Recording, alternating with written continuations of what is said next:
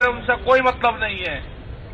और भाई ये भी अपना ध्यान रखें, जब किसी ने वर्दी पहन ली है तो बराए मेहरबानी करके हमारे किसानों के बीच में बैठ के ताश खेलने का काम ना करें। मतलब इतना वो नहीं है, आप वर्दी उतार के आओगे, आप कुर्ता पजामा पहन के आओगे, आपका स्वागत है। जब आप वर्दी में हो तो हमारे संस्कार ये हैं, आप हमारे ही परिवार से हो, लेकिन संस्कार हमारे हैं कि जो ड्यूटी आपको दी गई है आप अपनी ड्यूटी पर रहें, उसका आप जरूर ध्यान रखेंगे। और जो प्रशासनिक अधिकारी हैं वो भी ध्यान रखें सबका। ये हमारे बीच में आएंगे और ज्यादा मेल मिलाप भाई ठीक नहीं है वर्दी वाले का और बिना वर्दी वाले का मेल मिलाप इतना ही ठीक है कि राम रहीम तक ठीक है, ज्यादा नहीं। ज्यादा क्लोजनेस आएंगे तो आपसे ही बात लेंगे। अपना बचा कर रखो, वो भी अपनी ड्यूटी पे, हमारा किसान भी अपनी ड्यूटी पे है। तो यही बात हुई कि प्रशासन कोई बातचीत मानने को तैयार नहीं है। वो कहता है कि इंक्वायरी करवा देंगे हम, इसकी जो जांच होगी वो करवा देंगे। उसमें अभी हमारी कोई सहमति नहीं है। हमारी सहमति है कि पर्चा दर्ज हो, वो भी अपने घर पर बैठे, और हमारे किसानों पे भी मुकदमे दर्ज कर रखे हैं, वे भी अपने घर पे ही हैं। तो मुकदमे दर्ज पहले उन पे भी मुकदमे दर्ज हो जाए, उस अधिकारी पे भी हो जाए, और फिर उसकी जांच करवा लो। हमें पता है कि जांच में क्या होगा। जांच में पूर्ण रूप से उसको क्लीन चिट मिलेगी, वो भी जानते हैं हम।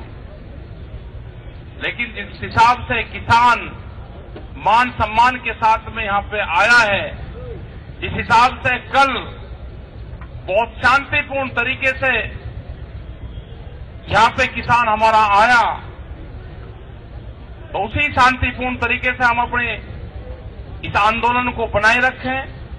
इसमें लोग आते रहें, जाते रहें, जो हमारे भंडारे चलते रहे वे बादस्तूर हमारे चलते रहे, जो लंगर हमारे चल रहे, हम इन सब चीजों का ध्यान रखें। जो दुकान है उनका भी ध्यान रखें, जो लोग यहां पाए हम उनको भी ध्यान रखें। और जो भी मीटिंग संयुक्त मोर्चे की होगी, अगली कोई भी कॉल देनी होगी तो संयुक्त मोर्चा उसमें तय करके वो कॉल दे देगा।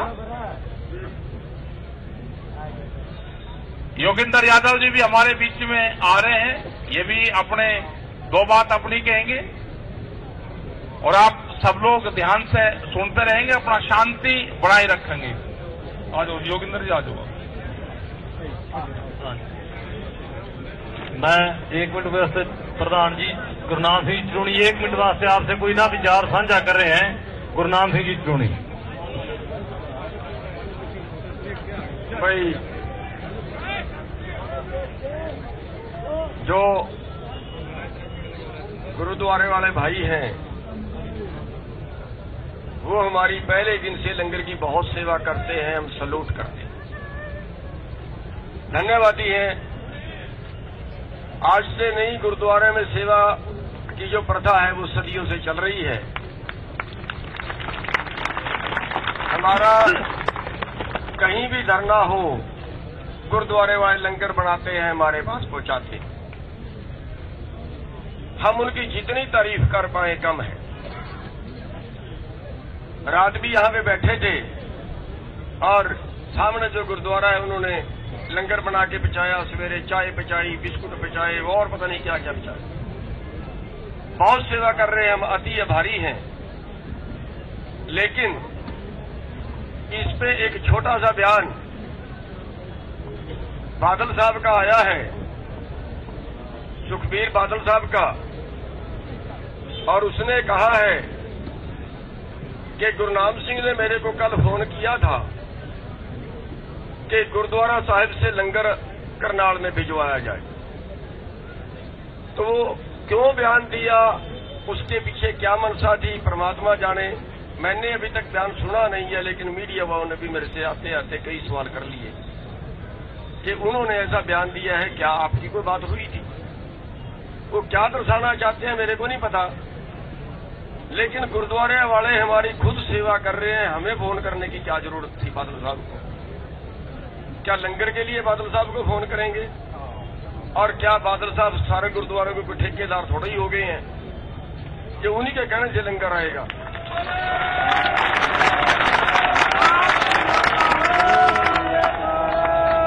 सवेरे नाडा साहब से लंगर यहां पे आया, वहां के जो हेड हैं वो मेरे को मिले, उन्होंने कहा जी हम नाडा साहब से लंगर लेके आए हैं।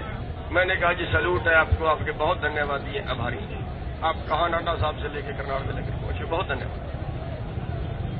लेकिन बादल साहब का ये कहना हमें बड़ा अटपटा लगा है कि गुरनाम सिंह ने कहा है मैंने ना कोई उनको फोन किया, ना मेरे कहीं सनगुमान है जो उनको करें, ना मेरी को उनसे जानकारी है, कोई रिश्तेदारी है, कोई मित्रता है मैं उनको फोन करूं। लेकिन वो किस तरह का भ्रम किसानों में फैलाना चाहते हैं या ये दिखाना चाहते हैं कि हम बहुत बड़े सेवादार हैं किसानों के, शायद वो ये दिखाना चाहते हैं, क्योंकि पंजाब में उनकी रेपुटेशन बहुत खराब हो चुकी है, लोग बढ़ने नहीं दे रहे हैं, शायद वो इसलिए कहना चाह रहे हैं। तो साथियों, मेरा साफ तौर पे कहना है, मीडिया वाले भाई भी सुन लें, वैसे तो उसका बयान मेरे पास अभी तक आया नहीं, मैंने सुना नहीं, लेकिन मैंने ना उनसे कोई बात की है, ना मेरी उनसे बात हुई है। वो बिल्कुल जो है वो बयान निराधार बयान है। हाँ, गुरुद्वारे वालों के हम अति आभारी हैं कि वो लंगर की बहुत सेवा करते हैं, बहुत। हाँ, एक अपील,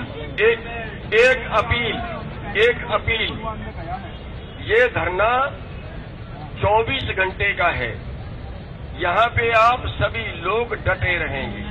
एक बात, दूसरे बात मैं थोड़ी सी रिक्वेस्ट टिकैत साहब से करूंगा कि जो यूपी के इधर वाले जिले हैं हरियाणा के साथ लगते, उनको आप थोड़ा सा और बेनती कर दें कि वो यहाँ पे अपनी हाजिरी रखें, क्योंकि ज्यादा दूर के लोग नहीं आ सकते, लेकिन यूपी हमारा पड़ोसी है बिल्कुल, जो इधर वाले लोग हैं जो यहाँ पे धान भी बेचने आते हैं, जो सारे का, वो लोग यहाँ पे हाजिरी और रखें ताकि यहाँ पे अच्छी हाजिरी बने।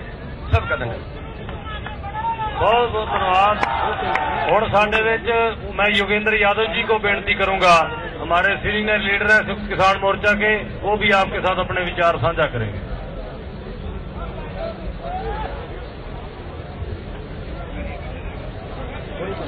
किसान साथियों, मुझे बहुत अफसोस के साथ कहना पड़ रहा है कि आज 3 घंटे सरकार से बात करने के बाद सरकार ने 3 बात भी नहीं कही जो कि हमारे हाथ में पहुंची।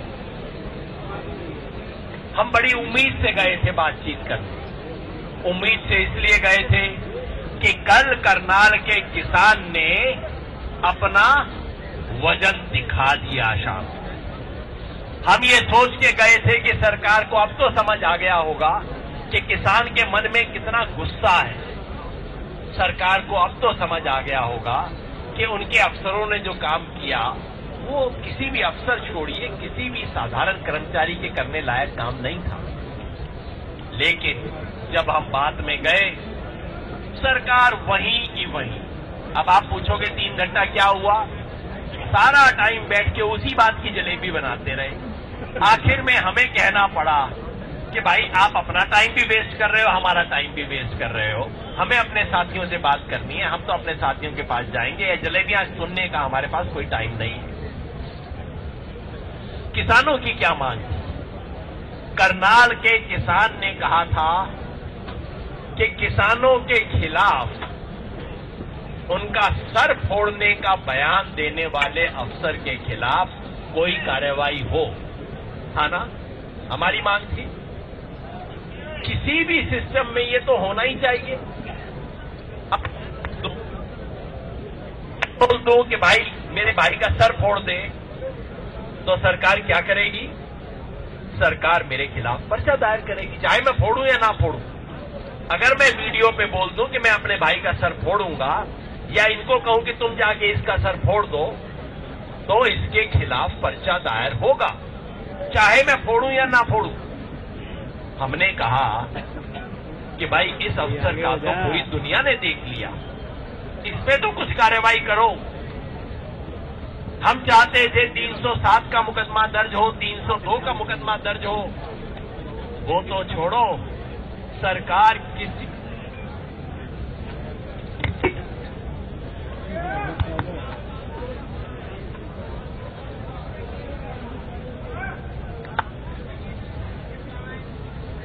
हेलो, सरकार किसी तरह का कोई पर्चा दायर करने के लिए तैयार नहीं है। बिल्कुल दो टोक बात सरकार ने कही और कुछ भी कर लो, हम अपने अफसर के खिलाफ पर्चा दायर नहीं करेंगे। दूसरी बात, हमने कहा था कि अफसर को कोई सजा मिलनी चाहिए तो उसे बर्खास्त करना चाहिए। कहने के बावजूद में अरे भाई लाइव पे है क्या आगे छोड़िए, सरकार सस्पेंड करने के लिए भी तैयार नहीं है। बिल्कुल खुला बोल दिया। मतलब हरियाणा की सरकार कार में डूबी हुई है, हरियाणा की सरकार सत्ता के नशे में डूबी हुई, और सत्ता के नशे में डूबी सरकार को सिर्फ जनता सिखा सकती है और कोई नहीं सिखा सकता। इसलिए मेरे साथियों, हम सब ने मिलकर, भाई यह भी आपको बता दूं कि बातचीत में सरकार बार बार मुआवजे की बात कर रही थी। सरकार कह रही थी अफसर को सजा देने की बात छोड़ो, मुआवजे की बात करते हैं। हमने कहा मुआवजा हमारा मुद्दा है, इस पे बात करेंगे, लेकिन इज्जत की कीमत पे सौदा नहीं करेंगे। जरूरत हुआ तो करनाल का किसान इतना संपन्न है कि वो चंदा करके अपने साथियों को मुआवजा दे देगा। हमें सरकार से दान नहीं चाहिए। आपके अफसर ने वो काम किया है जो किसी भी सरकार में, किसी भी समाज में स्वीकार नहीं हो सकता, इसलिए उसकी सजा मिलनी चाहिए। वो कहते कि जी इतनी जिद आप क्यों कर रहे हो? हमने कहा जी जिद इसलिए कर रहे हैं कि आगे से किसी आईएएस अफसर की हिम्मत ना हो कि किसान के खिलाफ इस तरह की बात बोले। तो दोस्तों, लंबी बात मुझे नहीं करनी है, हम यहां पे आ गए। सरकार ने कहा था मिनी सेक्रेटेरिएट के सामने पहुंचने नहीं देंगे, इतना दबका मारा था, गिदड़ बवकी दी थी, ये वो।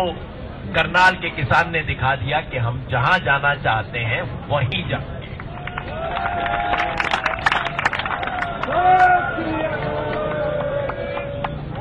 सरकार ने मीटिंग में कहा कि आप धरने को शिफ्ट कर लो, पीछे कोई ग्राउंड है वहां पे ले जाओ। मैंने कहा नहीं जी, ये तो हमने आपसे सीख लिया, मंदिर वहीं बनाएंगे, अब ये तो धरना यहीं पे लगेगा और कहीं नहीं। उन्होंने कहा कि ये तो मिनी सेक्रेटेरिएट बंद हो गया। हमने कहा हमने बंद नहीं किया है, मिनी सेक्रेटेरिएट को ताला हमने नहीं लगाया है, आपने ताला लगाया है। आप देख लो, हमारे से कोई मतलब नहीं है इसका। और यहां पीछे कई दुकानदार भाइयों की दुकानें हैं, उनके लिए मैं विशेष कह दूं, भाई करनाल के किसी नागरिक से हमारी कोई दुश्मनी नहीं है, ये सब हमारे साथी हैं, सब हमारे भाई हैं। आपकी दुकानों को कोई तकलीफ होगी, हमारे साथी यहां सबसे पहले आपकी तकलीफ दूर करेंगे। हम नहीं चाहते आपकी दुकानें बंद हों, हम करनाल के सारे नागरिकों के साथ हैं। ये सेक्रेटेरिएट आने वाले आधे से ज्यादा तो किसान है भाई, हम उसको क्यों नुकसान पहुंचाएंगे? तो ये हमने बता दिया जी, जो करना है करें। तो हमने ये बिल्कुल स्पष्ट कर दिया है दोस्तों, ये घेराव अब आगे चलेगा और अब ये करनाल के किसानों की हिम्मत को चैलेंज है। आपने इतना बड़ा काम तो कर दिया, बस अब जो कर दिया इसको बना के रखना है कुछ देर। आप ये देखना सरकार घुटनों के बल आएगी। ये हिसार में हुआ, यही टोहाना में हुआ और यही करनाल में होगा, सरकार घुटनों के बल आएगी। बस हमें इस मोर्चे को बनाए रखना है।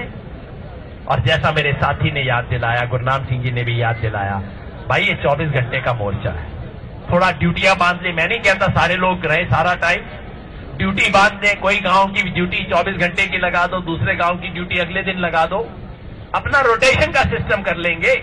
लेकिन 24 घंटे हमें यहां पे रहना है ताकि मौके का फायदा उठा के सरकार कुछ कर ना सके। सरकार जो कुछ काम करती है रात 3 बजे और 4 बजे किया करती है, तो हमें उसके बारे में सावधानी रखनी है, अपने मोर्चे को बनाए रखना है। मैं एक बार फिर संयुक्त किसान मोर्चा की लीडरशिप की तरफ से बधाई देना चाहता हूं। करनाल के किसानों